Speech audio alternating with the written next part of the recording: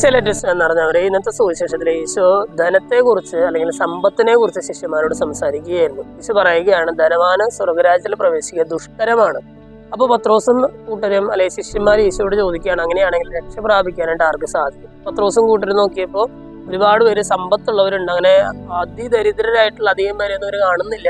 അപ്പൊ പത്രോസ് ചോദിക്കുകയാണ്, അങ്ങനെയാണെങ്കിൽ രക്ഷ പ്രാപിക്കാനായിട്ട് ആർക്ക് സാധിക്കും? അപ്പൊ ഈശോ പറയുകയാണ്, മനുഷ്യർക്ക് ഇത് അസാധ്യമാണ്, ദൈവത്തിന് എല്ലാം സാധ്യമാണെന്ന് പറയുകയാണ്. എന്ന് പറഞ്ഞാൽ ഈശോ പറയുകയാണ്, നിങ്ങളുടെ ആശ്രയം സമ്പത്തിലും ആയിരിക്കരുത്, മറിച്ച് ദൈവത്തിൽ ആശ്രയിക്കണം. എല്ലാം സാധ്യമാകുന്ന, രക്ഷ സാധ്യമാക്കി തരുന്ന ദൈവത്തിൽ നിങ്ങൾ ആശ്രയം വയ്ക്കണമെന്ന് പത്രോസിനോട് ഈശോ പറയുകയാണ്. പത്രോസ് ചോദിക്കുകയാണ്, ഞങ്ങളെല്ലാം ഉപേക്ഷിച്ച് നിന്നെ അനുഗമിച്ചിരിക്കുന്നത്, ഞങ്ങൾക്ക് എന്താണ് ലഭിക്കുക? അല്ല, സാധാരണ രീതിയിൽ പത്രോസ് മാനുഷികമായിട്ടുള്ള രീതിയിൽ ചിന്തിക്കുകയാണ്.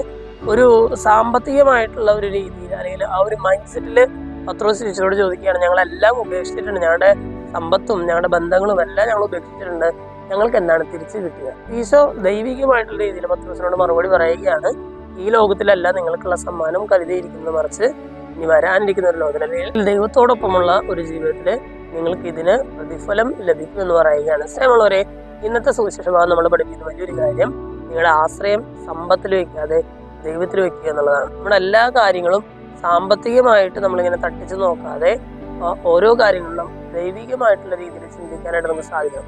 ഇത് തന്നെയാണ് ഇന്നത്തെ ലേഖനഭാവത്തിൽ പൗലോസ്ലേ നമ്മളോട് പറയുന്നത്. പൗലോസ്ലേ പറയുകയാണ്, ധനികനായിട്ടുള്ളവരോട് അവരുടെ ഔദത്യം വെടിഞ്ഞ് ദൈവത്തിൽ ആശ്രയിക്കാനായിട്ട് നീ പറയുക. ഇതെല്ലാം നിങ്ങൾക്ക് അവർക്ക് നൽകിയ ദൈവത്തിൽ ആശ്രയിക്കാനായിട്ട് നീ പറയണം എന്ന് പറയുകയാണ്. സ്നേഹമുള്ളവരെ, ഇന്നത്തെ വചനഭാഗങ്ങൾ കേട്ട് കഴിയുമ്പോൾ സമ്പത്തിനേക്കാൾ ഉപരി ദൈവത്തിൽ ആശ്രയിക്കാനായിട്ട് നമുക്ക് പരിശ്രമിക്കാം. ദൈവം നമ്മെല്ലാവരെയും സമൃദ്ധമായിട്ട് അനുഗ്രഹിക്കും.